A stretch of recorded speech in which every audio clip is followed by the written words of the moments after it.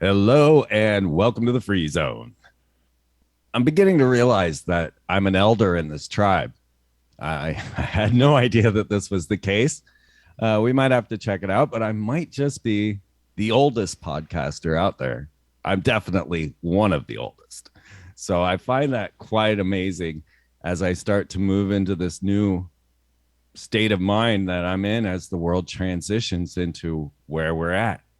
Is it hopeless, folks? I don't think so at all. But how can we inspire, charter, legalize, organize, and finance parallel societies to be able to bring about a world that transitions from this dystopia that we are facing? So, we're going to get into the complete guide to forming communities with Stefan Verstappen. He is an amazing author of numerous books, including The Way of the Warrior, The 36 Strategies of Ancient China, The Art of Urban Survival. And you might even know him from his videos such as Defense Against the Psychopath or the Paradise Stolen series. He's an amazing, wonderful guest of ours, and I love just talking with Stefan. Stefan, welcome to the Free Zone. Thanks for having me back, Freeman. It's been a long time. Yes, yes. The world's changing so fast that it could have been 6 months ago and it would still seem like a long time. Yeah, yeah, yeah. Oh my God. So, Stefan, where are the elders of this tribe? Did you know that? Well, I know that I am. I'm 64 years old, and I've been speaking to quite a few people uh, that call me for a consultation. I offer consultations on how to get ready and deal with things. And believe it or not, not a lot of people want to talk about how to get ready for things. They just want to talk to somebody that is not insane. But and they'll tell me, Stefan, you're one of the elders. Your wisdom and your experience, and you're the kind of people that we need in the world today. And well, I can't help but agree. Yes. But yeah, so I don't know why you think you're an elder. You're just a young whippersnapper, aren't you? How old are you I now? seem like it, don't I? Yeah, I thought so. I thought I'm 54, so you got a decade on me. Yeah, I got a decade But on you. as I started to look around me, I realized that everybody else, I had a decade on them. So it's like, Yeah, wait a minute. yeah, yeah. Uh, that's crazy to me uh, that here we are. We're now the elders of the tribe. It just kind of creeps up on you, I guess. Yeah. When I was a young man, I wanted to be a writer, so I started writing when I was around like 15. I wrote two books by the time I was 16. I didn't publish them or anything, but I wrote them. This is in the old days where you wrote them on a typewriter, and I let them sit for a year. Then I read them over again, and then I burned them because I realized that a 16-year-old snot-nosed kid doesn't know enough about the world to start writing books on philosophy, because that's what I was working on. I was working on philosophy and a view of the world. And so I made the decision not to actually write until I turned 40. And that's when I published my first book, The 36 Strategies, was when I was 40. And I think that was the right decision to make, because now in my older years, I realize that after living the kind of life we've lived and all the research and the travel, you gain a certain wisdom. It's a wisdom you cannot have when you're 16. And we're still in a culture that sort of promotes the youth. Um, but I think that's a fatal mistake because actually young people don't know enough to make the big decisions. And so the role of men like you and I, Freeman, is extremely important in our society because we've seen it before. We know how it works out. We know what the pitfalls are. We know how to guide people around the threats and the traps. And so, yeah, I think the old warrior tradition of being an elder in the tribe needs to make a comeback. And for the listeners out there, it's Freeman and me. Yes, it's true. Yeah, when I think about my parents, I had old parents.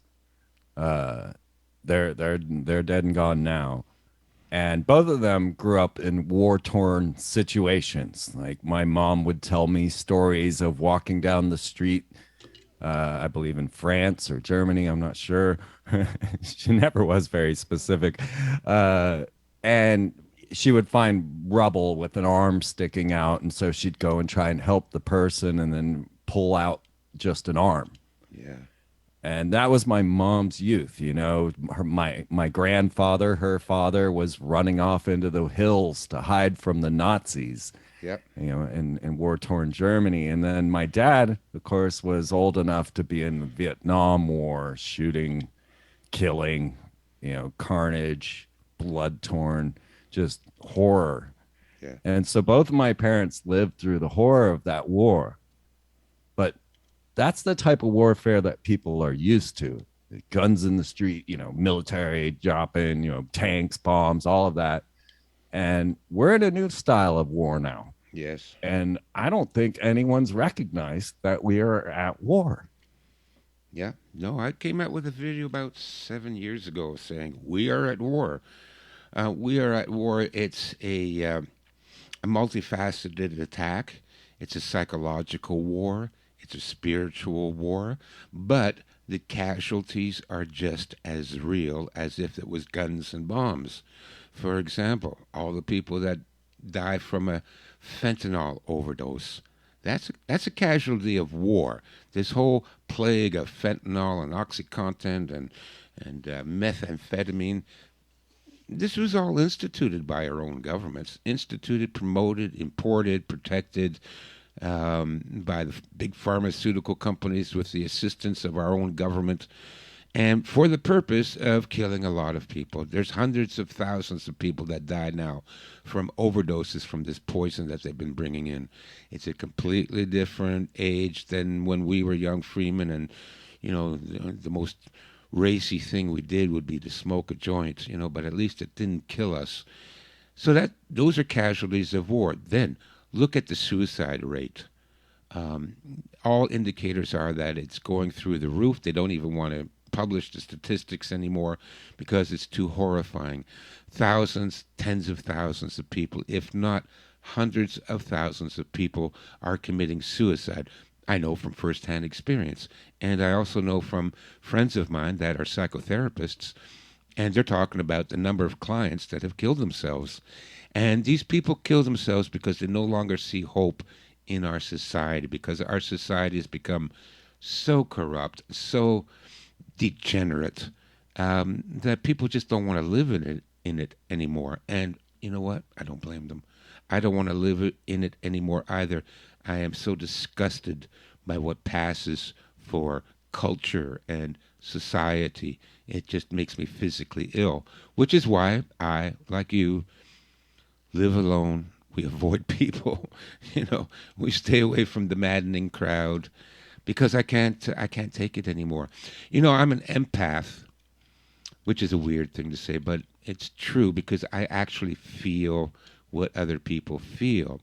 And that's why I have had to isolate myself from society, because the only thing I feel when I'm out in public is misery. Misery, Yes. depression, fear. And I pick it up, and it's like, oh, God, I got to get away. So I go and sit by the river by myself, and I drink a beer and I smoke a joint, and I try to build a wall around me so that I don't feel all of that anymore. But that's the impression I get when I go out. So it's a war, and now they've escalated the war with their latest attack on humanity in the form of cooties and the alleged cure for cooties, which I call the Kool-Aid. And this Kool-Aid is going to kill a lot of people. So the bombs aren't dropping out of the sky. No, no.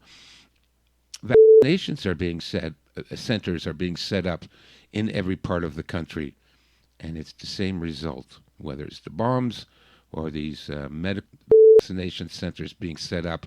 The result is the same: a lot of civilian casualties. So we are at war, Freeman. Yes, the weapon is just looks small and innocuous, and yet the death toll is there. And I mean, they turned Disneyland into a center. Right, You right. know, Yeah. and Walmart and everywhere else. So there is a split in society forming. There definitely is. There's I mean, division is the goal here. It's demoralization, destabilization, and then crisis, system failure. But on top of this, we have the serious division of the vaxxed versus the unvaxxed, and how they're going to blame us Uh-huh. or blame the unvaccinated to for all the deaths that are coming, and it's going to naturally form parallel societies. It's just, can that be done correctly? So if we look to history and we start looking at, well, so many people say it's hopeless, right, Stefan? They say that these communities can't happen because people are just, well, I like to call them ultra crepidarians that believe in their own opinions. But Oh, yeah. uh, is it hopeless for us to be able to build communities? And then let's get into how. Yeah. Well, listen, I get the same thing, especially about the opinions. I've been railing about that in the last few interviews I've been doing, and that is everybody's got a goddamn opinion. Shut the F up. Nobody cares. It's not even your opinion. It's an opinion programmed into you by your TV set, for crying out loud. And because of your stupid ass opinion, you're willing to throw your parents, your brothers, your family, your sisters, your friends, you're willing to throw everybody under the bus if they don't agree with your opinion. And it's just ridiculous. You're alienating and isolating people all over the world because you've got an opinion and it's a very important opinion and everybody should listen to it and agree how important it is. And this is what separates us. I'm so sick of it. That's why, I see people, they want to come and talk to me and I'm going, oh, fuck. Here we go. They've got an opinion. Like, can we just talk? Do you have to eulogize? Do you have to lecture? I'm tired of everybody trying to lecture me. You think I'm not an intelligent man?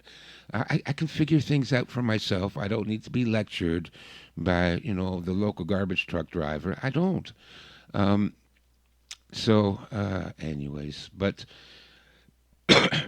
what I've been trying to do, Freeman, is, I predicted all this already years ago, right? Yeah. In my articles how and how and that great video, how it will go down. how it will go down. Yeah, and historical cycles and articles and talks. I've been predicting this for a long time. I knew this was coming. That's why I wrote the book, The Art of Urban Survival, because the book follows exactly the decline of Western civilization. First thing you got to figure out is there's going to be a lot of psychopaths running around.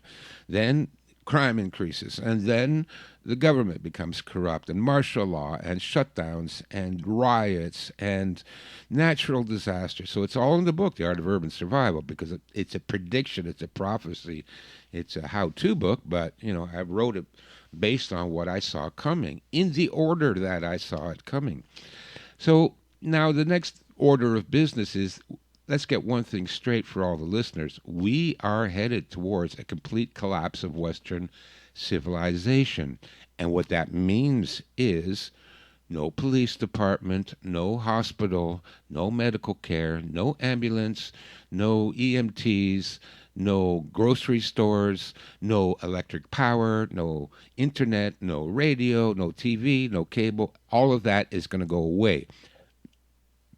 For how long? I don't know. Maybe a month, maybe a year. But that's their end game.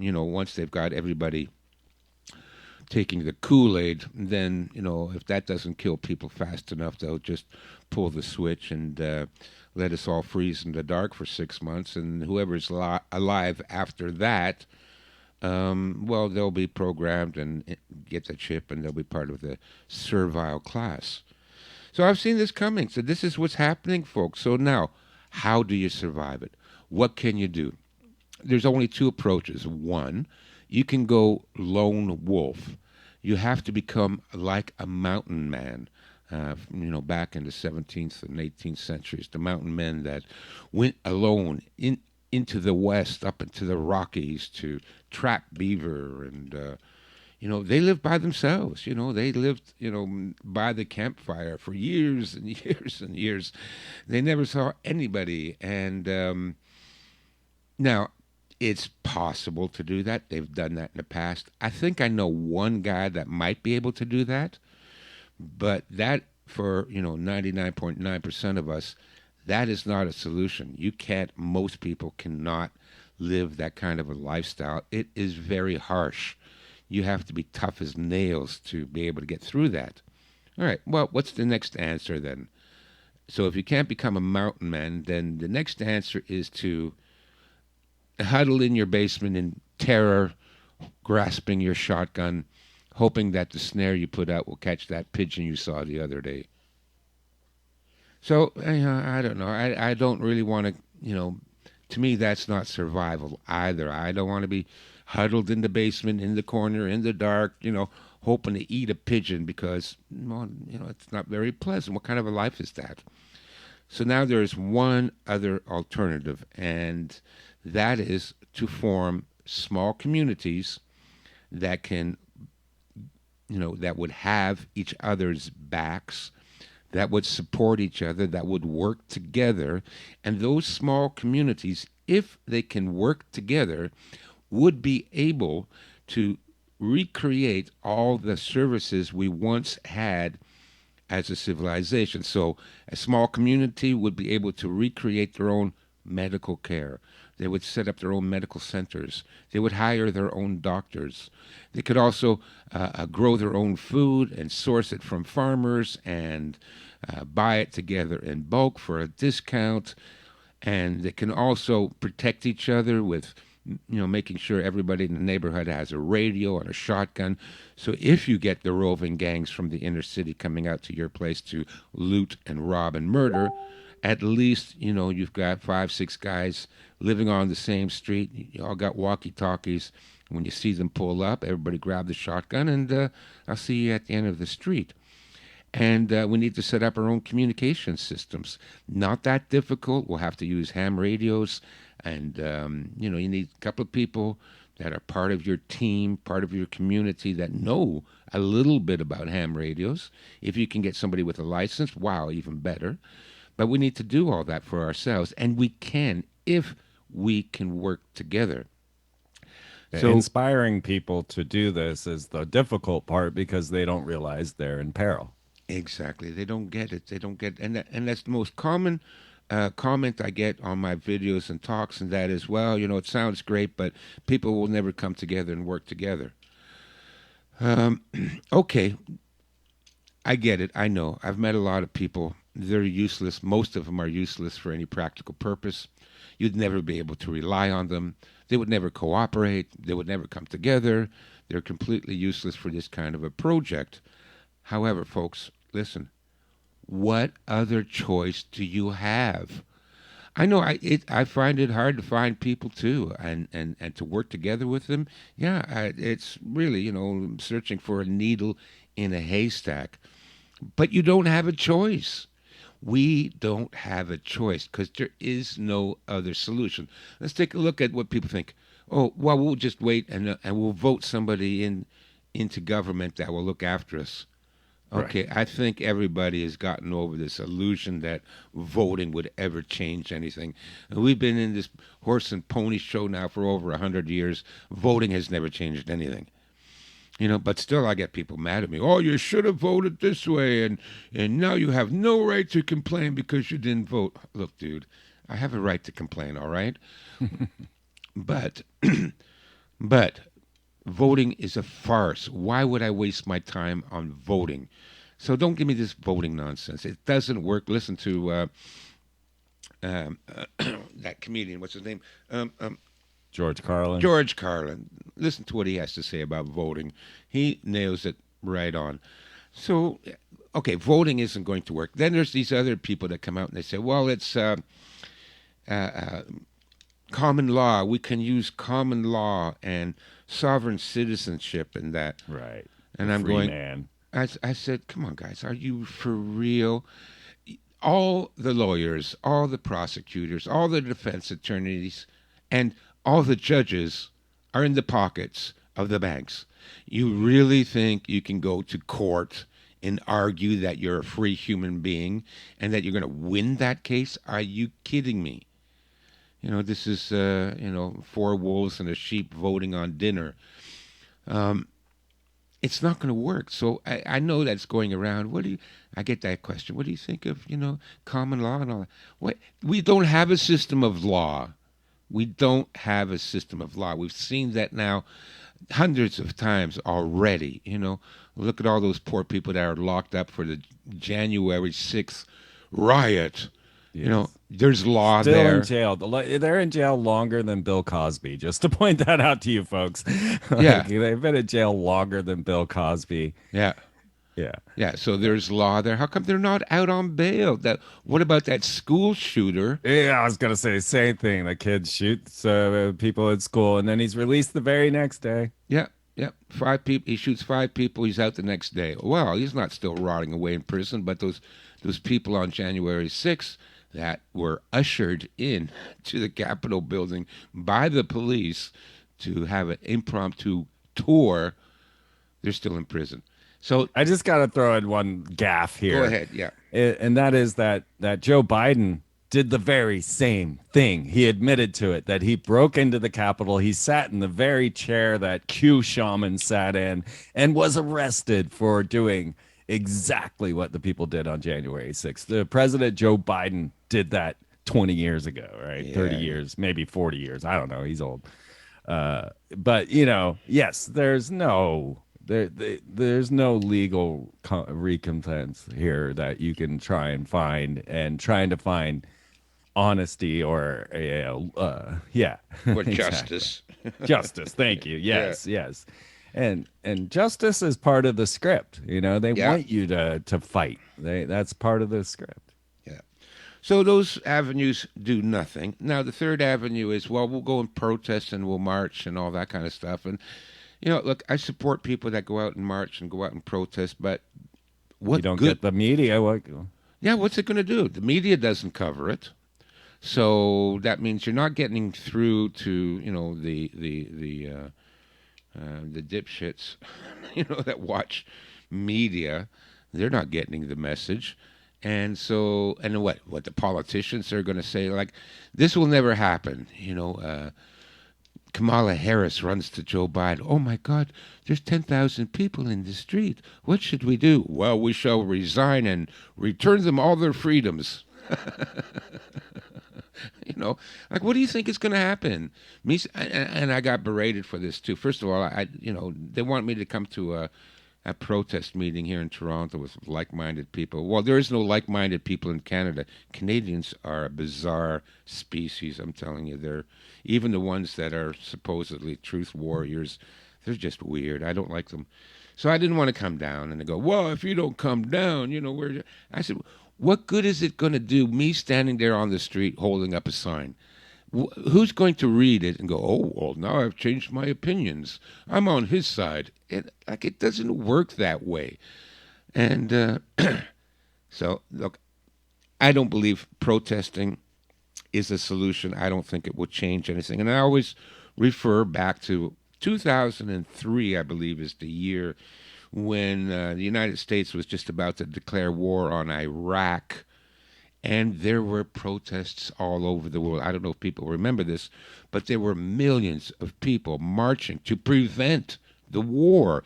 They were marching in Paris and Lisbon and Barcelona and London and New York and every major city in the United States and Canada and Australia.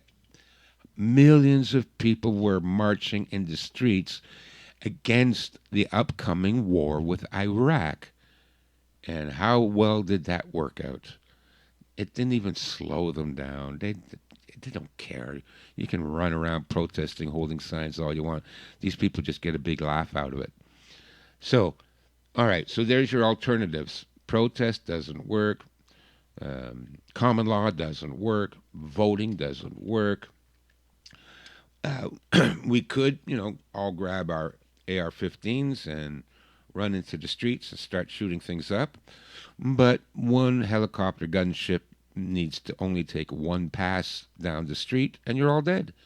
So a violent insurrection would not work. First of all, there aren't the leaders, the military, the guerrilla leaders that you would need for any kind of a violent uprising. There are no leaders. There's no commanders. There's no John Connor. You are the resistance to rally people. There's nothing. Who's out there? There's nobody out there. I mean, I could do some damage on my own, but on the whole, there's no leader. So forget about any kind of violent insurrection. And so that again leaves you back to living in the mountains by yourself, eating skunk, or creating community. So I don't know, folks, what choice do we have? We have no choice. We've got to create communities or we will all die. It's that simple. And if your opinions get in the way, well, have a nice life. You're not going to be around too much longer, because if you don't get with people and put a lid on your opinions, for Christ's sakes, and get along with other people, then you're not going to make it. That's why this has all been programmed into us, the divisiveness, the selfishness, the narcissism. Mm-hmm. There you go. Yeah, we're always on the same tab, aren't we? Yeah. Well, you got me thinking. Yeah, go ahead. On the road. All right. I lived on the road from 1993 till, I don't know, 2012. I lived on the road for a long time. And for me to be able to exist in that way, I had to set my entire ego aside. I could not decide where I was going to go, what I was going to do, or what I was going to eat. I had no money. I had no place to go.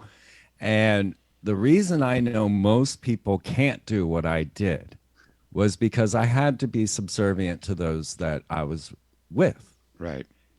And I had no will, no choice, no ego. I just had to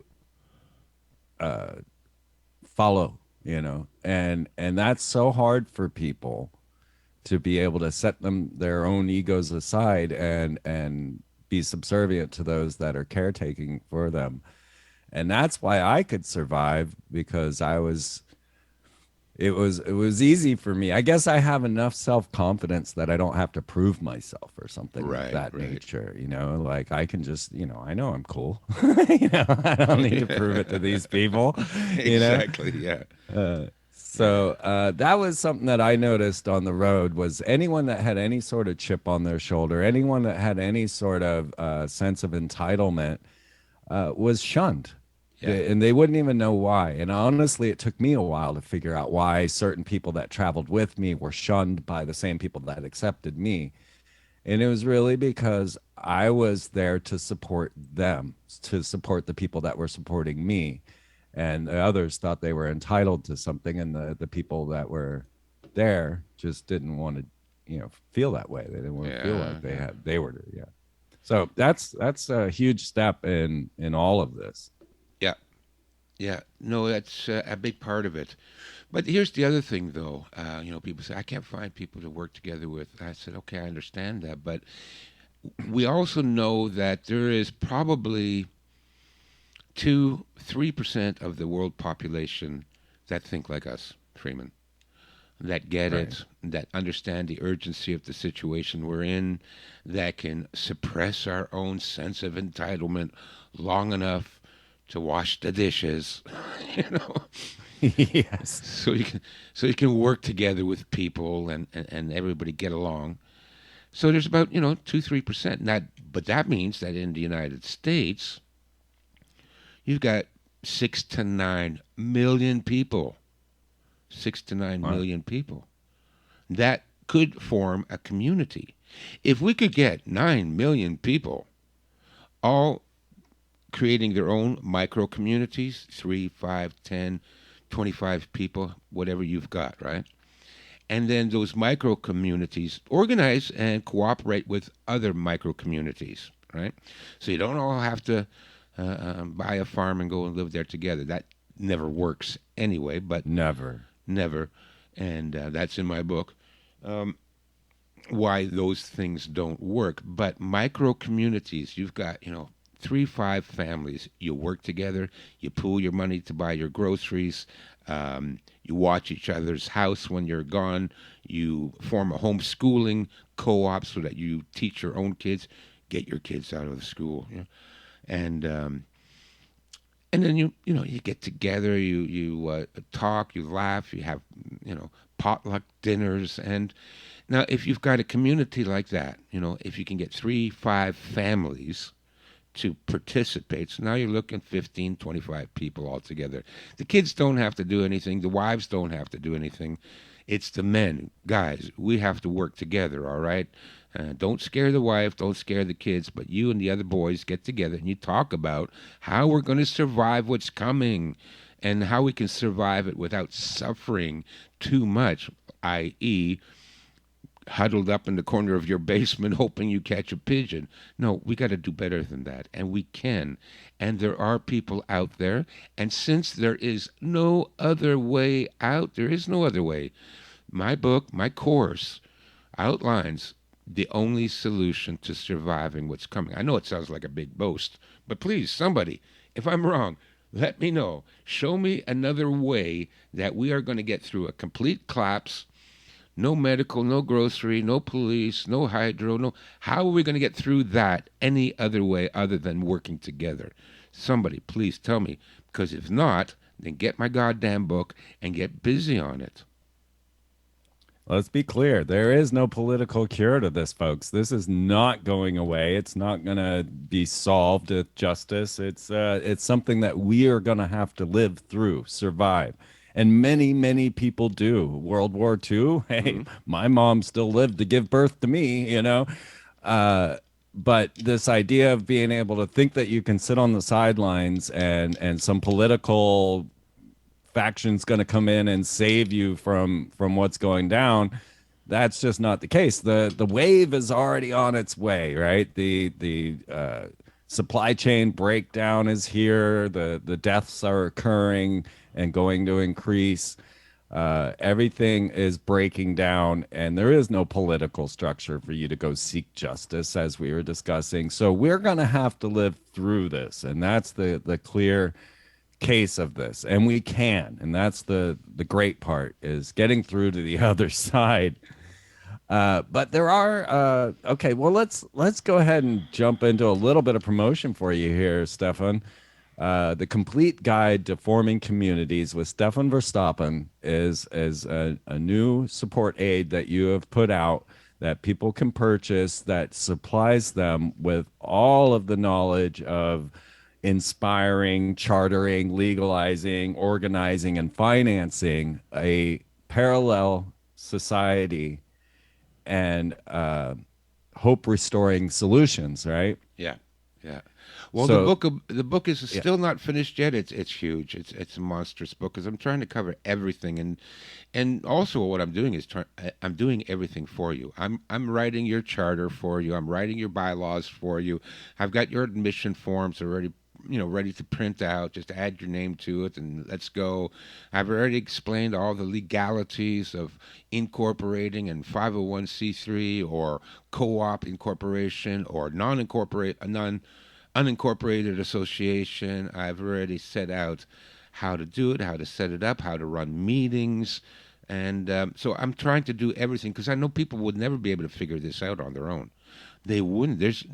We know we need to form communities, but almost nobody knows exactly how to do that or how to go about doing it. And again, this is part of our training. We are, not only taught to be narcissistic, selfish pricks, but we are also not taught anything about cooperation, organizing, working together. This is done on purpose because the elite know that if we were to organize into small communities and those small communities join together to form a parallel society amongst themselves, right? Like we'll barter with each other, we'll talk to each other, we'll exchange information with each other, and who knows, we might even get together at a campground once or twice a year. 4 or 5 communities all join in and we all meet each other. I mean, if we did that, we would defeat the New World Order. That's something they can't fight against. So what they've done is they've brainwashed us and they've divided us against each other, and they've, destroyed our history, our culture, our understanding of life. I mean, it's just, and what we've got left is, yeah, a bunch of zombies. And these zombies are not going to sit down and go, well, let's get a group together. The first thing we should do is, they don't know how to do it. They have no clue. So I just finished creating an online course with Richard Grove from the University of Reason.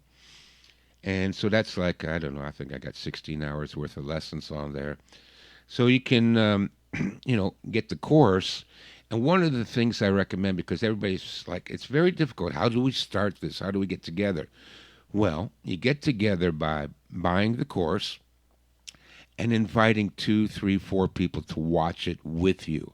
And if you can't watch it, I contacted the guys at the University of Reason. I said, listen, I'm telling people to share it on Skype or Zoom, do a screen share. Are you okay with that? And it's like, well, they want everybody to buy an individual license. They said, but yeah, that's fine with us because we know, Stefan, you are the most generous guy in the world, which it's not that I'm generous, I'm not greedy, which makes me generous, I guess. But the point is, everybody get together and do this. So and you start a buy-in group right off the top. So everybody kicks in whatever it is. How many people you got? $50, $100. You kick it in. You buy the course and you watch it together, either in person, which would be ideal, or by screen share on Skype or Zoom. You just watch it together. Now, here's how that would work. Lesson 1 is my theory of historical cycles. So why we're going downhill, what to expect. And then after the lesson, you pause it and you talk amongst each other. Well, what do you think of this? Is Stefan completely out of his mind? Is he a paranoid conspiracy theorist? Do you think we're going down? And by talking and discussing amongst each other, you start to build a consensus, and you start to get an idea if these are the people that you can work with too, right? Now, I'm pretty sure after you hear the first lesson, everybody's going to agree we are going down. I don't think, how deep under a rock have you been buried for the last 2 years not to see what's going on and not to realize this is the end of civilization as we know it. So everybody's going to agree with that. Okay, now the next chapter 2 is, what did people in the past do to survive the collapse of their civilization? So I go through a number of things. First of all, we had tribal societies, and then we had mutual aid societies, then we had communes, and then we had friendly societies, artists' communes, artists' societies. And I go through each of these, and monasteries and nunneries. And I go through each of these solutions. So the solution, number 1, everybody formed a community, right? That was the solution. You never heard anything from history from the people that didn't form a community, probably because they're dead. But the ones that did form a community lived long enough to leave behind a historical record of what they tried and what was successful and what failed. So, again, pause the video after lesson number 2. Talk amongst each other. What do you think? If you had to wait this out, what would you prefer? Do we buy a farm and we all go live on the farm together? Do we form a monastery or a nunnery? Do we form a commune like the hippies did, or God forbid, the Russians did? Or do we, which is what I'm hoping everybody will come to the conclusion of, form a decentralized survival community? And decentralized, I mean, a centralized community is a monastery. You all live there, you're all on the same property, you see each other every day. A centralized community is a commune. Everybody's there, everybody's, on the farm, everybody that shares the work. Those typically don't work for very long. I mean, you could put it together and maybe run it for a year or two, and that might be long enough to get you through the worst of what's coming. I don't know. It's still a possibility. But a decentralized community is, you cooperate excuse me, you cooperate, but you cooperate separately and individually. So, in other words, I got three families on the street that I live on. The three families and myself, we all agree to have each other's backs, to pool our money to buy resources and cheap groceries, to keep our shotguns well oiled in case people come up the street ready to rob and loot, to check in on each other if they're sick. I've got antibiotics I can hand out. Somebody might have some medical experience so that we can look after each other when people get sick. So, but you still live in your own house. It's just that you will share, resources and share skills amongst each other. A decentralized community can involve any number of people, and I've sort of made an arbitrary geographical location, and that is you should all live within 20 miles of each other, because that's how far a healthy person can walk in one day. So if I ran out of medicine and the nearest member of my community is 20 miles away and I can't drive because we have no gasoline, and besides there's roadblocks or whatever, then I can walk there in one day and ask them for the medicine that I would need, or whatever it is, extra ammo or whatever. We're going to barter. We're going to share our resources. So you can easily put together, 5, 10 families, so long as they all live within 20 miles. And by the way, if you have a bicycle, you can get there in 3 hours, so you don't need to walk. But you would cooperate with each other, and I think this is the best solution, to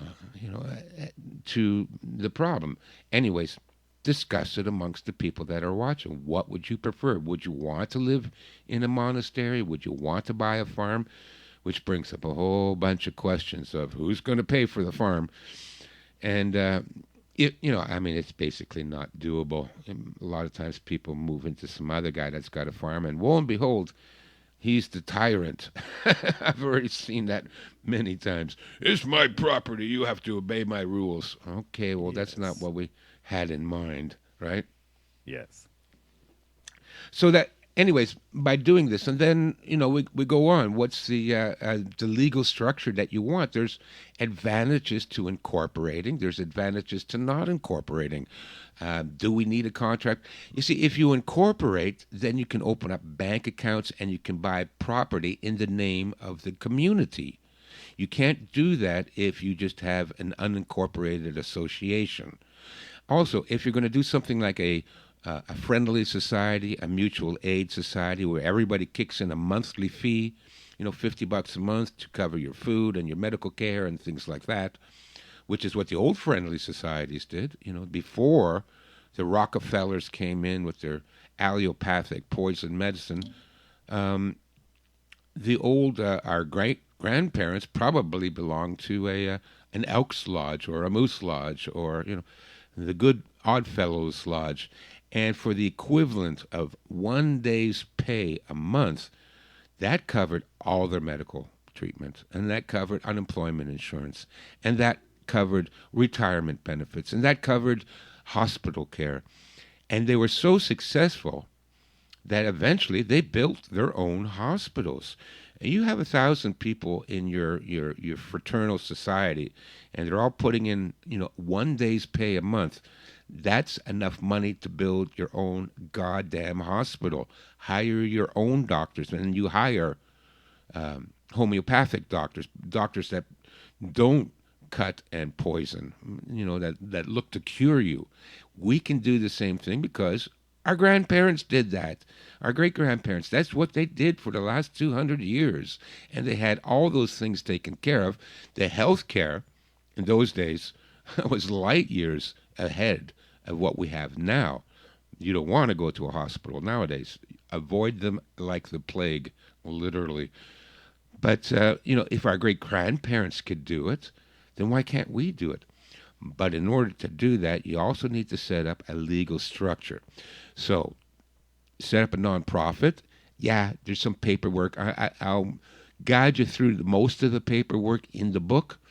give you an idea of what you need to do. You need to write a charter. You need to have bylaws. You need to elect a treasurer and a president and all that. Not that these people have any power. It's just that they have a certain responsibility to the community that they must fulfill. And then you get a nonprofit status. You can open up a bank account. Now, the money that comes in is spent only on what you need, and what you need is determined by vote by the whole community, right? So this is how they did it 150 years ago, and they were hugely successful until the American Medical Association got in on it, and until the pharmaceutical companies got in on it, until the government got in on it, and between the three of them, they destroyed the old societies. They literally went after them tooth and nail and got rid of them. And they got rid of them because that's a threat. Us working together is what they're scared of. That's why that's why they're always going after communities and organizations. Even things like churches. Churches are communities. The powers that be are scared shitless of churches. Why do you think now, with this phony pandemic, they're locking down the churches? You're not allowed to go to church anymore. Unbelievable that this is taking place in a free country. Well, allegedly free country. But why are they doing that? Because they don't want us to work together. That's one way to start it. So now we have to figure out the legal structure. And I liken it. I'm gonna maybe put out a video with this because I've been in touch with a number of organizations that propose to set up autonomous communities in the country. I've been in touch with quite a few of them, and so far, all of them have been a complete failure. One lady I was talking to, I said, "So how was it?" She says, "Well, people are okay, I guess, but they were all there because they're scared and they want the community to look after them." So here we go with the entitlement again, like you mentioned, Freeman. They're not actually willing to really participate in the community. They'll sign a paper somewhere, but then after that, the community is expected to look after them. This is again the problem that we have. No, everybody has to participate, and I had. Again, I've been contacted by quite a few people in Canada, the United States. Oh, we're going to set up this community, and we want you to, to guide us and help us and figure it out for us. And I said, yeah, okay. Well, how much money do you have? I used to be a writer, and I used to do a lot of business writing. I've written about 12 business proposals. And I'll give you an example of a business, a hot dog stand. Right? Just a cart that sells hot dogs. It's got an umbrella. You put it on the corner or in front of the bars, and you sell hot dogs. Now, to start and run a hot dog stand, number one, will cost you about $50,000. That's how much it costs. For the cart, and then you have to get the license, and then you have to get the permit, and then you have to get the insurance, and then you have to register the business. By the time you do all that, you're looking at 50 grand. But also, you got to write a business proposal, you got to get insurance, you got to write a profit and loss statement. All of these things, it's actually quite a bit of work. Now, people think that they're going to start a community to save themselves from the apocalypse, to save themselves from the trillionaires that are hell-bent to kill everybody, and they're going to do it with no money, no proposal, no plan of action, no incorporation, no mission statement. I mean, how are you going to do that? You can't run a hot dog stand without that. But you're going to fight the New World Order, create a parallel society. We're going to survive the greatest horror mankind has seen in 100 years. And you're going to do that by going on Facebook and liking videos. People, look, let's get real about this. The only way to survive this is if we do come together. That's your only hope. But coming together means actually being capable and being, having the resources and the intelligence to run a hot dog stand. If you can't run a hot dog stand, then what the hell are you doing? This is not going to work. And that's why all the reports and everybody I've spoken to that have been part of these, online communities of, off grid and we're all going to work together. I've spoken to them all. I know what goes on there, and nothing goes on there. They get together, they bicker, they hum and they haw. There's some fights, and then they have a few beers, and everybody goes home. Nothing is ever accomplished. So that's why we need this book. I'm trying to explain it to you. You start off, 2 other people. You need 3 people to form a nonprofit, okay? So you need 3 founding members to form a nonprofit. Not that you have to form a nonprofit, but I'm just taking that as an example. I'm using that as a standard. 3 people. Get 3. You, 2 other people. And you think about what you're going to do. Now, again, it's in the course. One of the things you're going to do is, what is your mission statement? What do you want to do? Do you want to form a disaster preparedness community, which will act as a front for a survivalist community? Because I recommend whatever community you form, you have to do so under a front. Because, like I said, the government is out to get you on this. They see you forming communities, they will come after you. You'll be Ruby Ridged. You'll be Wacoed. Somebody was telling me, well, we're forming a militia. I said, that sounds great. What are you going to call it? We're going to call it, the Freedom Patriots of America, some bullshit like that. Right? I said, well, you're a fucking idiot. Excuse my language. If you're going to do that, then you call your organization Aunt May's Knitting Club. Yes. Like, we got to be smart, folks. We can't say, well, we're going to be the, Hell's Angel Freedom Fighters of Minnesota. Look, yeah, okay. And then you'll have every FBI agent within 500 miles joining up, Yes. We did a great show, The Way of the Warrior, where we discussed our strategies of having our lies prepared, of being prepared, of being under this authoritarianism and being able to have your story ready. So if you guys go back and listen, go do a search on freemantv.com for Stefan Verstappen and listen to all of our shows, because it's a lead up to all of this. But you've got to prepare your mind, the criminal mind, because we're up against criminals. And if you're not acting like a criminal yourself, then you're gonna fail. Honesty is not the virtue necessary in this scenario when it comes to the authoritarians, right? Absolutely. No, but I'm saying we can do this, but you got to be ruthless and you got to be cunning, and you also have to have some skills. Now, I'm saying get 2 other people, work together, all right? And again, what I also recommend in the course and in my book is, not everybody has to be on the same page. No, I'm not kidding about this. Not everybody has to be on the same page. I find what happens often is that people try to recruit, the normies to be part of a community, and they scare the shit out of the normies. While we're preparing for the apocalypse and total government tyranny, where we'll all be barcoded and chipped, and would you like to join us? No, they don't want to join you. They're scared shitless. They don't want to hear it. They're going to go back to their Netflix, and they're just going to block you out. Again, we have to be a little bit more cunning than that. And I gave an example whereby, Sun Tzu in his book, The Art of War, if you throw your troops into a perilous situation, they will fight to the death together. So what I suggest is throwing people in a perilous situation, which is what we are living through already, and not explaining everything to them. So, for example, let's say I live in a subdivision. I live at on a crescent, little middle-class homes, bungalows. It's out in the suburbs, what you see in the movies.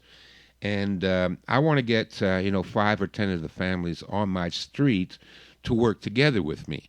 Now, if I go to them and explain my whole idea and all that, they're going to go running. They'll shun me and they'll avoid me. I'll never see or speak to them again. They might even report you to the authorities. And exactly, they might even snitch on you. But if I go to them and I say, listen, guys, there's a lot of crime, and there is, and the crime seems to be spreading, and maybe we should form a neighborhood watch. Now, this is not too scary, okay? And the people that would be willing to be part of the neighborhood watch, they're going to be guys that aren't too cowardly, I would imagine. So, okay, we'll get together. We'll form a community watch. Now, the next thing I'll do is say, listen, if there is a blackout, then we won't be able to use the phones. So how would we contact each other if we see criminal activity and the power is out? Good question. Well, how about we all get a walkie-talkie? We all tune into channel 3. And then this way, if, I spot somebody breaking into Bob's house, I'll get on the walkie-talkie and I'll call everybody up and say, look, guys, let's go out there and see who this guy is and make sure Bob's house is okay. All right. They're not going to disagree with that. It's very simple. It's a logical step, right? This is boiling the frog, folks, okay? You've been boiled. I've been boiled. The whole society's been boiled. I'm boiling back. So, okay, all right, let's all get a walkie-talkie. Great, fine. The other thing I would say is get one of those compressed air horns, because if the power goes out and we find ourselves blessed with diversity driving up into the suburbs to loot, rob, and rape, and I get on the walkie-talkie, is everybody's walkie-talkie turned on? I doubt it. So if I were to take that air horn, stick it out the window, and blow it 3 times, intervals of 3, because 3 is the universal signal for distress. It basically means SOS. If you're lost in the woods, you fire your gun 3 times, or you blow your whistle 3 times. So if I see, 15 carloads of MS-13 gang members suddenly pulling up to Bob's house, I got that air horn out the window, beep, beep, beep. Now, that can be heard throughout the whole neighborhood. Everybody will be able to hear it. And anybody that hears it can now repeat it. And now people know, pick up the damn walkie-talkie, turn to channel 3, and see what's going on. So you see, I'm slowly molding the community into more of a response team. All right, now, next thing. At one of the meetings, I said, just for reference, how many have firearms in the house? Just in case, because they're defunding the police. If the power goes out and we're up to our eyeballs in MS-13, might be a good idea if a couple of us had a gun. All right, so get the names, the addresses, talk to them, And now if there is no police, and there's no lights, and there's no power, and there's no telephone to call for help, it's just us 15 guys on the same street, and we're being looted. All right, well, let's everybody grab the shotgun. You guys stand out in front of the street. A couple of you guys get up on the roofs if you got a deer rifle, and a couple of you other guys hide behind the wall over there. And if they come this way, we take them out. So if it happens that the power goes out and we're getting looted and robbed and murdered, do you think these guys will work together, or they'll go, no, I'm going to try and play some Netflix? No, your life is in danger now. But I've already got them together. We got the radios, we got the air horns, we got the shotguns, we know each other, we've spoken to each other, we know where everybody lives. I've already formed that rough association of men. And now, do you think these guys will work together? We'll get 15 of our guys and we'll walk down the street and kick these sons of bitches out, let them go somewhere else. Look at what happened there in South Africa not too long ago. Exactly what I'm talking about. They had these rioters, and they're getting closer and closer to where all the nice people live.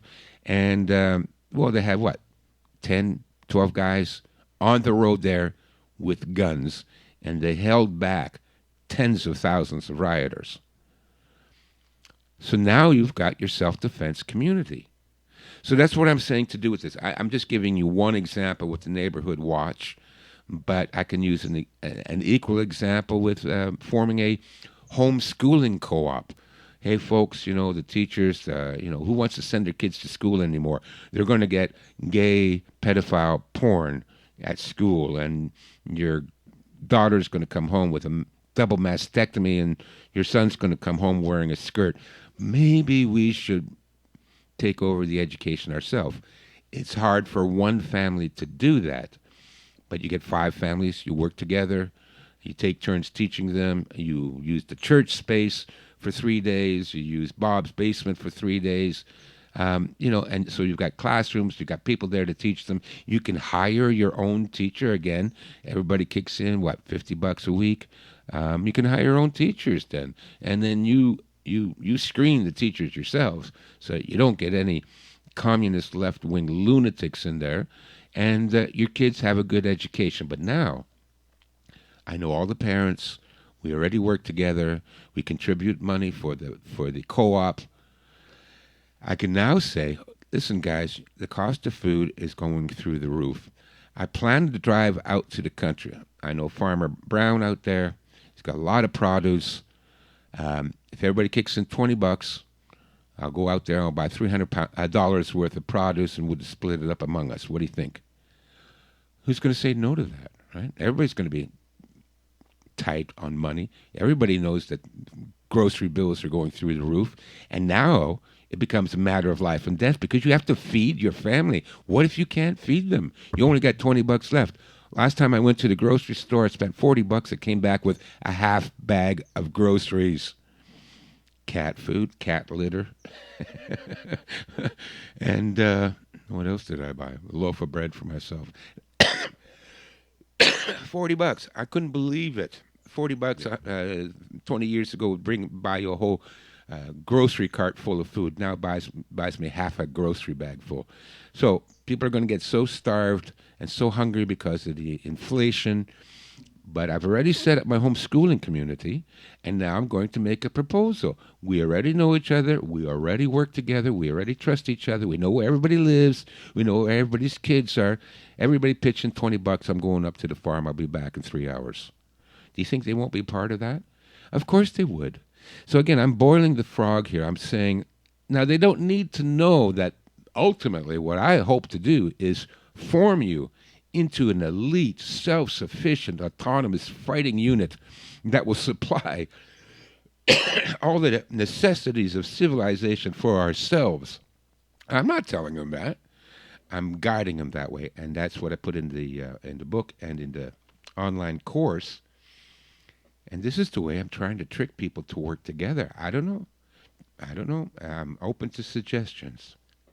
So the real point here is, folks, that you don't need to red pill the people. You don't need to put your ego out there, say that you're the guy who knows everything that's going on. Little by little, you can just bring in your neighbors, bring in those around you and those collective without having to tell them, like the world is ending. You don't need to run around like Chicken Little. You can do this. But you need the guide. You need the complete guide to building and forming communities. And so Stefan Verstappen is now offering this online guide for you, the complete guide to forming communities with Stefan Verstappen. And the website is formingcommunities.com. And from there, you can go link in to purchase. And you're offering quite a discount right now, right? Yeah, it's not me. It's really up to the University of Reason. So there's $100 discount coupon. If you go to my website, my new website is Forming Communities, one word, formingcommunities.com. And then you can also find the information on my main website, chinastrategies.com. And so $100 off. So, between you and me and the listeners, I guess, I find the course a little bit expensive. But then I think you still only have to pay 50 cents for a coffee. I mean, my my valuation is Right. still back in the 70s. People are saying, Jesus Christ, things haven't been that cheap since 1980. You have no idea what things cost nowadays. And and I asked around. I said, "Is that expensive? Is it expensive?" And my doctor friend, he said, "Are you kidding?" He says, "I typically pay $1,000 to $2,000 for an online course." And Richard Grove himself typically charges $4,000 to $7,000 for his Yeah. online courses. Yeah, Well, no, here's the truth. Here's the truth. If they don't pay for it, they don't respect it. And that's just the truth of it. that's the If truth of it. Yeah, if you invest in something, you're going to put your time and effort into it because you've now invested in it, and it's not that much. yeah, It's not life changing payment or anything. yeah. Uh, I didn't actually see but yes, you need, that's something I've learned along the way. If I was giving away all my stuff for free, Yeah, me no too. no one found any value in it. And as soon as you start charging for it, then they find value in it. So there is that to consider as well. Just the psychology of buying something, paying for something, and owning something. Yeah. But guys, this is the complete guide. This is what you need to run through this. And Stefan Verstappen is your man to get you through this because, with them feeding all the other men this fake meat and its estrogen producing contents, real men are going to be something of the past unless we can hang out through all this. So, guys, just keep in mind that we're going to need to do this. This is the way through. Okay. There's no way out. And that's what everybody else is focusing on. Oh, if we just get this person, if we just get this law, if we just get this legislation, that everything will just turn around. No, we are up against a global technocratic authoritarian dictatorship that is not going to stop without killing everyone and shoving whole, tubes up cows' butts to keep the methane down. This is the level of insanity and absurdity that we're in. So there's no getting out of this, folks. The best thing and the only thing to do is to get through it. And this is the path through. And it being able to draw upon all of this knowledge, these years and years and years of Stefan's research into these communities, into how all this works, is priceless. So I would say you are undercharging people for what you've got here. And I suggest everyone go over to formingcommunities.com. I know just this weekend I was talking to 3 people that were trying to do this very thing. And I was laughing in their faces as they were trying to tell me how they were going to do it. Because yes, you need the knowledge. If you if you can't start a hot dog stand, you can't do this. So it is time for us to get into this. Yeah. Yeah. Serious stuff. Absolutely, guys. So thank you all so much. And I hope that you will come over to freemantv.com and subscribe and help keep this show going. I hope you will tell all your friends and family that they can all listen to this show for free on any podcast player out there. Just do a search for The Free Zone with Freeman Fly. I'm on every podcast player out there. So anything you've got on your tracking device of the New World Order, you can listen to this show on. So please share the word, The Free Zone with Freeman, and let people get in. And also come over to freemantv.com and subscribe to help finance this so that we can stay on our own server. We can keep everything safe here. That's the whole goal here at freemantv.com. And of course, we always have to thank associate producer Steve Mercer for doing such a great job of keeping me rolling, because that's one of the hardest things, is to find the great minds like Stefan Verstappen to bring to you guys. So we all need to share love at freemantv.com. And please come on over, dig down. There is no such thing as an old show here. So please dig in, dig deep. It's, there's 17 years of free content there. And get on over to Stefan Verstappen with chinastrategies.com, formingcommunities.com, and check out everything he does on YouTube. You'll love it. Great work there. So we're going to take a little break, and we will be right back for the members. So thank you all, and we will see you next week. And welcome back, my wonderful friends. I know you are all part of my community, and we work here together. So, stay in touch. That's going to be the key ingredient at this point. I know Stefan's always ragging on me because I don't keep in touch enough. Sorry about that, Stefan. I hate this beast. I do. Like if I turn the computer on, my goal is to turn it off. And yeah, so yes, but we have to, guys. We really need to. And forming community around here for me has been a key ingredient because, I'm new. I don't know anyone. So this is all an experiment for me to figure out if I can pull this off and then share that experience with you all. So what I have been doing is going around and meeting my neighbors and just kind of getting their flavor.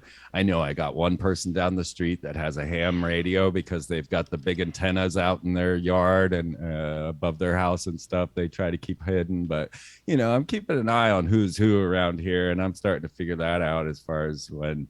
And I've already got it planned out where if I had 2 school buses, I'm pretty sure I could shut off this entire neighborhood from any intruders. So, I thought about all of this when I bought the place. I was like, okay, there's running water, the community's nice, people have kids, they're going to care, a lot of those things.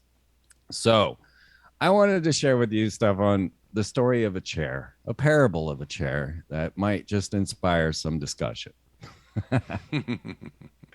So let me share with you because this came to me at the campsite this weekend when I was finally getting out back to nature, and the parable of the chair came to mind because I pulled out my nice clean chair, comfy, in well kept, and how do I start this story? Because all of us went out and bought a chair.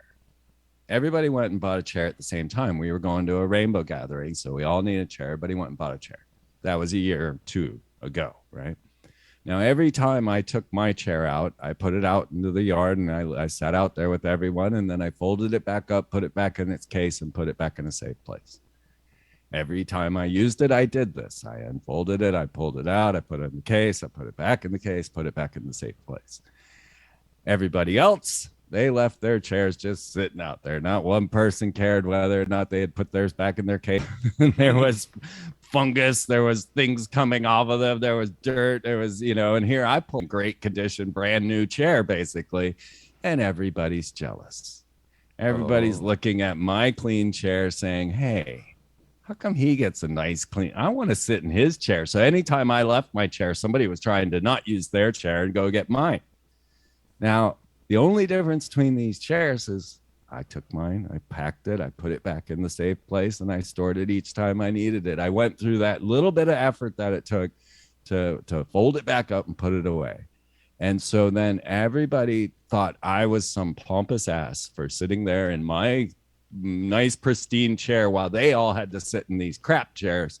And even some of them didn't deserve the crap chair. It wasn't them that left it out there, but hey, nobody took care of it. This is the key ingredient to a community, right? This parable is really what we see in these communities as they're forming. Then you think somebody's just going to take care of all your stuff for you, and then when you find out that they've got better stuff because they've been caring for it, then you're envious, and suddenly these squabbles start and all this stuff starts, and I'm considered some uppity dude because I put my chair away, and of course I'll stand there and say, well, I put my chair away and you didn't, and yet that just causes more strife. So the parable of the chair, I think, is kind of what we're looking at. I mean, you could compare that to communism versus capitalism. You could take the parable of the chair many places. Yeah, well, what you're talking about is, again, I've come across this with people too, and yeah, it's exactly communism. Everybody has been so indoctrinated. We're all, even people that think they're Republican or right wing, you're already indoctrinated into the communist mindset. And I find that a lot of the people that want to join, a freedom cell or an autonomous community or whatever you want to call it, they want to join because they think it's going to be communism where they don't do anything and everybody else takes care of them. And that just doesn't work. I don't know how else to say it, but it's part of the mental programming that we've all been through. That, look, being a part of community, everybody does help each other. We do. That's how it's supposed to work. But it doesn't work with Freeman packing up his chair and everybody else just going, wait a minute, how come he didn't pack up my chair? you know, um, which Yeah, is why do I have to sit in a dirty chair? yeah, yeah. Which reminds me of why communes never worked, because with communes there would be like 5 people. They would set it up, and they would buy the property, and they would decorate it, and they would paint it, and they'd fix it up, and they'd build the kitchen, and they would dig the outhouses, and they would do all this stuff. And then people started coming to the commune, and they wanted to join and move in. And what happened was those same 5 people that started commune are still doing everything. Now they got another 50 people, but they're kind of smoking a doob, and they're meditating out in the sunshine, and nobody's washing the dishes, nobody's cleaning the outhouse, nobody's making the beds, nobody's doing anything to bring in money. And what happens is those 5 people that started the commune, They leave. they leave. That's right. They're saying, "I'm done with this shit. Here you go, you guys. Good luck." And then once those original members, the founding members, are gone, the whole thing turns to crap, because you have too many people that don't actually contribute. So part of the program and the course, and what I emphasize in the book, you need to filter people out. You got to look at this as a community is a lifeboat, and we are on the Titanic. The ship of state is the Titanic. We're going down. We've hit the iceberg. We're taking on water, and we need to get to the lifeboats. But here's the thing: who do you let into the lifeboat? Do you let the 450-pound purple-haired lesbian into the lifeboat? Or do you go, listen, we can fit 3 other people that will actually contribute. So no 450-pound purple-haired lesbians. No offense to the LGBT, blah, blah, blah, blah. I don't care what you do in the bed. I really don't care. I have nothing against you. I've met a lot of lesbians. They're not nice people. I've met a lot of gays. I get along good with the gays, but the lesbians? Anyways, yeah. Yes. Let the comments begin. But Yeah. this is the fact of the situation. It's a life or death situation, people. It's life or death now. Put aside your differences, work together, and contribute something, anything, or else forget about it. You're not going to make it. I recently there was some Freedom Cell something here in Canada. They wanted me to come on. So I went on their podcast, or like a Zoom call between them and all their members. And, I lectured them for 4 hours, okay? 2 2-hour sessions. I answered all their questions, and, I gave them basically the information that's in the course. And, they're here in Canada. And at the end of it, after, I did my 4 hours of my time and my experience and expertise, did I get one email saying thank you? No. Did anybody drop $10 in the tip jar for my effort? No. Did anybody buy a copy of my book? No. So after that, I said, okay, guys, you're on your own. Don't call me again. Because I'm struggling here like everybody else is struggling. A large part of my income comes from selling books, and another large part of my income comes from people donating $10. I got a few people, not a lot, but once a month they'll send me $50 or whatever. That helps a lot. And so here I am. I'm trying to encourage, and I'm lecturing, and I'm spending all my time with 25 people. And out of those 25 people, I never even got a cup of coffee out of it. So, okay, thanks a lot. Yeah, you're good luck, because they don't want to. They don't give anything. They don't want to And that's do that's anything. a key ingredient to us building a parallel society, to the point where even the Celestine Prophecies, James Redfield's book, stated that if somebody gave you a synchronistic moment, give them money. And we have to, and it is one of the most frustrating parts of what we do, because it is a lot of effort to do this. It may not seem like it. It may sound like we're just come out here talking, but no, we want to give you credible, good information. And so there's homework, there's prep work, there's everything. We make it sound easy, maybe because we've been doing it a long time, but it's a lot of effort to put this information together and bring it out. And then we live in this society now that has this new ability that I've been trying. Oh, Stefan, I have been trying for people to understand the true benefits of crowdsourcing and crowdfunding that we Yeah. have now. I mean, Yeah. it's so new. It's not that new, but it is still in the mentality of people that I always use the Venmo story where a guy was at a college football game, held up his Venmo number saying he needed a beer, and he accidentally made $1 million. Huh. Right? Yeah.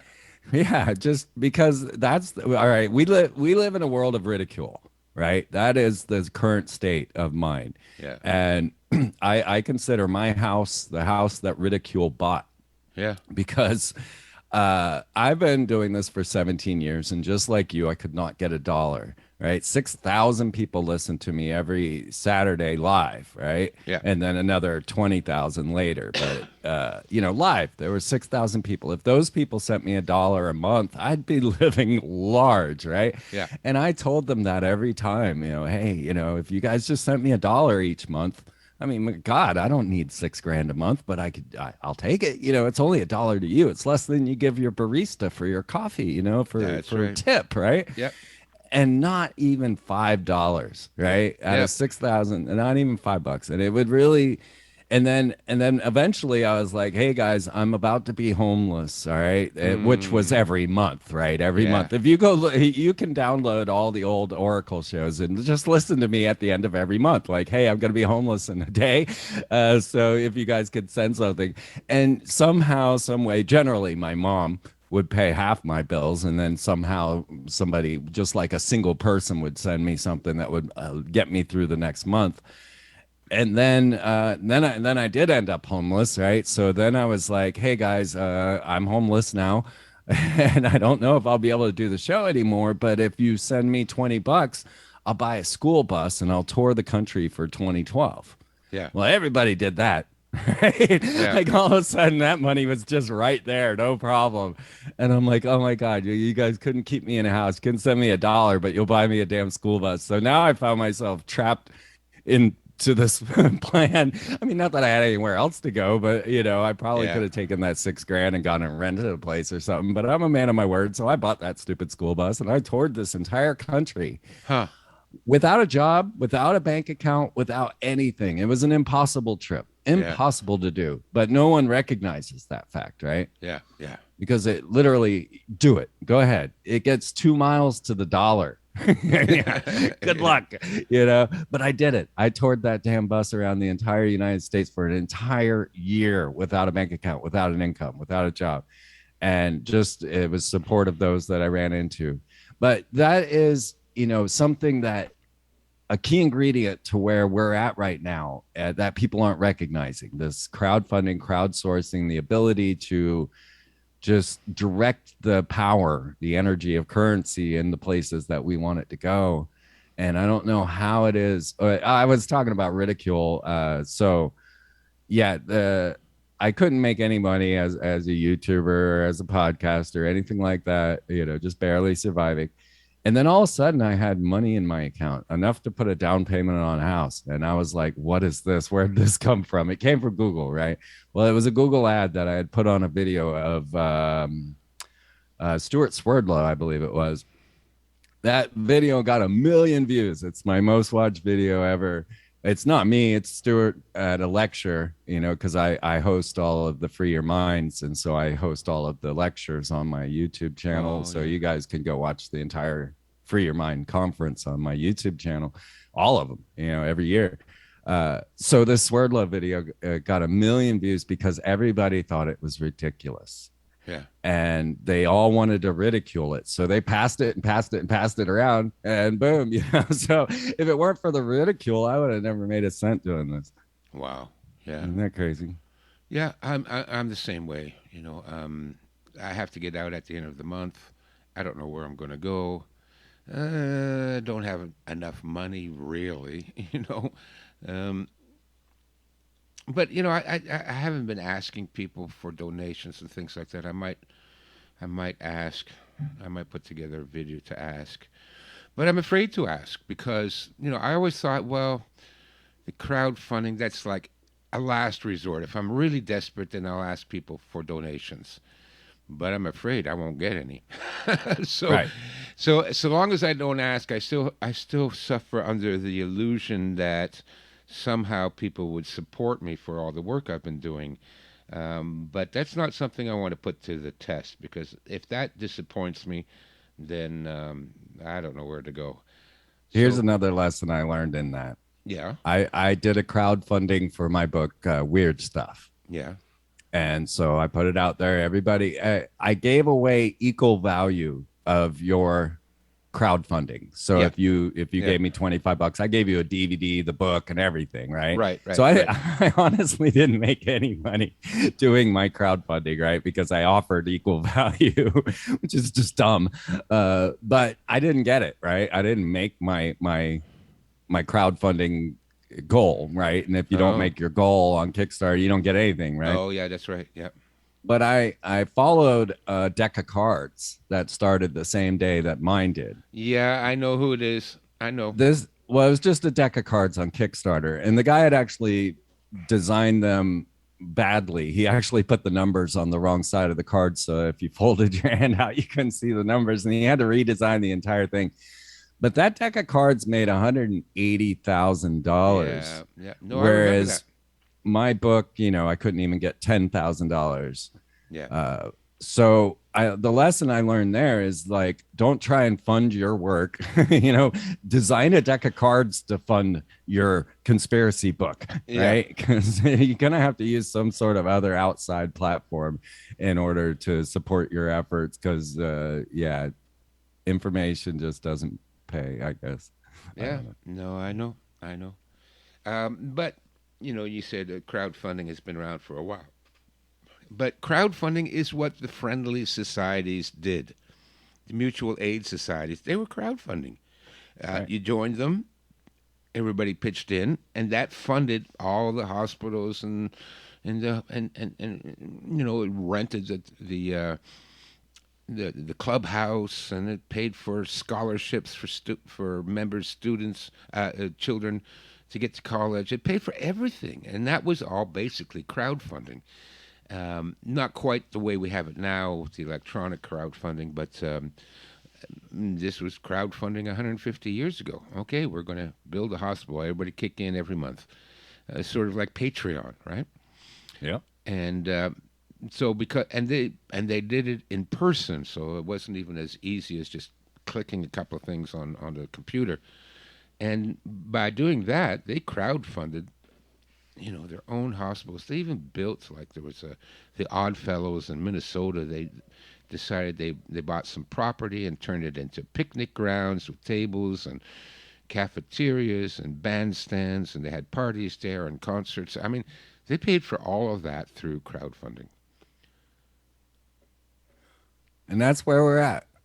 Minimum input, maximum output is something I'm trying to pound into people's brains because that's where we're at in this quantum evolution of our world.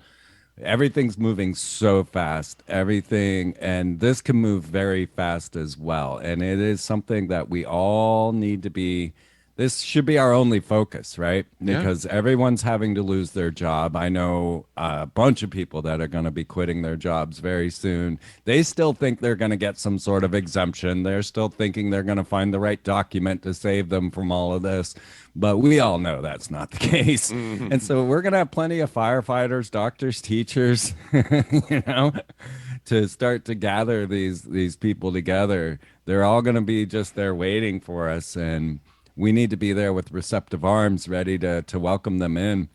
yeah, Now, the one thing that we really missed in this, and I think we should wrap it up with this, is the idea of nurture and care, because we've talked about the burly men and how they can, protect the neighborhood, and how, but this part of the divide that has occurred now is the nurture aspect. Everybody seems to want to be an authority or a, you know,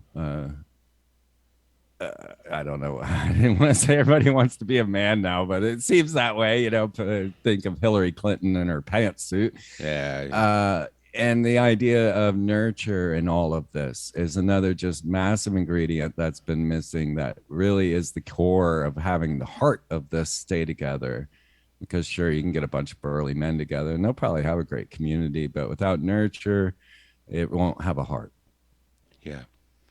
Well, and that's there's a little video on that this young man did, a very nice young black man, and he was part of the beta test group for my course, right? So there was 25 people that tuned in every week when I put on the course material, and that course material has now been kind of cleaned up and packaged and ready to go as a professional online course. And he was part of the beta test team, and he produced a really nice video saying how much he loved the course, how he feels a lot better now. He was scared and nervous before, but now he feels there's a future. And the thing that made it for him is when I told him, because he's an artist, I told him the duty of artists is to feed the soul of society, especially during the dark times. And I believe in this. Yes, we need to make the community. We need some rough men to defend our communities. But if we don't have a soul, then we don't really have a community. And so we need that, like you said, it's this nurturing, caring. Oh my God, I can't remember the last time I've seen people care about anything other than themselves. But we need to get back to that. It's I made the analogy between Gurdjieff and society. Gurdjieff says that we are all born with the spark of a soul, and we need to feed that soul or feed that spark in order to develop a soul. And I agree 100%. And you feed that spark through art and music and caring and adventure and dance, and that's how you feed that spark, which will grow into a soul. Now, if we look at society as a living entity, which many famous scientists have done, our society is a living organism. Now, the same as we have to do with ourselves, if we're able to evolve to the next level, we need to feed our souls. Likewise, if we're going to start, excuse me, if we're going to start parallel societies, those societies have to have a soul. And part of our duty is, yes, contribute, work together, support each other. But part of it is, art and love and music and nurturing. Because without that, then we're just another soulless society like the one we live in already. What's the point of creating a parallel society if we're just all going to be the same selfish pricks that we are now? No point in it. So I agree with you, Freeman. We need to have that caring, that nurturing, and we need to include that in our communities. And then we have a real chance of defeating these sons of bitches. Absolutely. Folks, keep in mind that at this point, most of this is in the mind and that's where the transition occurs, not in the 3D land, not in the material world, but it starts with your own pure soul, your own pure heart. And that's where the transition comes. And so if we start in these small little core groups and we become exponential, we become fractal. Let's go fractal. I was trying Yeah. to use that verb now because you start with this little seed and it just grows with it. And of course, it'll be a natural growth that will just come out as everything else does with the Fibonacci spiral coming out and growing into this thing that becomes the parallel society, becomes society. And that's the hope because there's no other way, folks. So we're not going to fight the New World Order. It's never going to happen. You can't win. They own the basketball court, right? They own the court. They own the arena. They own everything. You're not going to battle them in their own game. The only way out is an alternative mind. And so this is the path. This is the way. And as we work our way to these parallel societies, you need this knowledge, this online guide, the complete guide to forming communities. is necessary because of all the legal loopholes, the jumps, the things, and all of the lessons that have been learned throughout history. Stefan Verstappen has been a historian in most of his life, and he has seen the rise and fall of all of these different groups, and to take all of that knowledge and then form it into something that then is a cohesive guide to get you through all of this is priceless, guys. This is something that you all need. We all need. And like Stefan's saying, we can chip in, get group, everybody chip in on the price and get one and then share it amongst everyone, because that's the way to go. So the website is formingcommunities.com. And of course, you can always find Stefan Verstappen's work at chinastrategies.com, where this all began. And know that this is it, guys. This is the answer. Here it is. Here it is. So, Stefan, thank you so much for giving everybody all this time and all the time that you've given and all your videos and everything to just keep going. We're the elders of this tribe, and hopefully we're inspiring younger versions of ourselves to take over so we can sit back and take on some of the nurture and work ourselves, right? Yeah, well, thanks, Freeman. It's always a pleasure to talk to you, and I always give you shit for not keeping in touch, and I'm going to do it again. Please do. Keep in touch, do. you son Stay of a on bitch. me. Don't make me have to come down there. I want that. Because if I have to come down there, then it's not going to be pretty. Yeah, right. One of these days. One of these days. I know. I'm trying. I'm trying. If I can get out of this country, I'm going to go to North Carolina, and then we'll be very close together from there. That'd be fantastic. Yeah. Everybody's trying to escape their country right now, but I know. folks, it's all gonna just coalesce. It's all coming. Yeah. So, guys, thank you so much. I hope you got a lot from this, and if you didn't, go dig deeper into formingcommunities.com, because this is it, and this is the answer. So, thank you guys so much for supporting my efforts and keeping this going. You have changed my life from those moments I described in this last hour.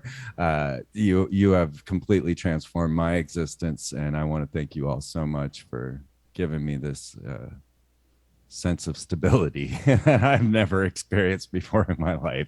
So thank you all, and thank you, Stefan, and we will see you next week. Bye-bye, Freeman.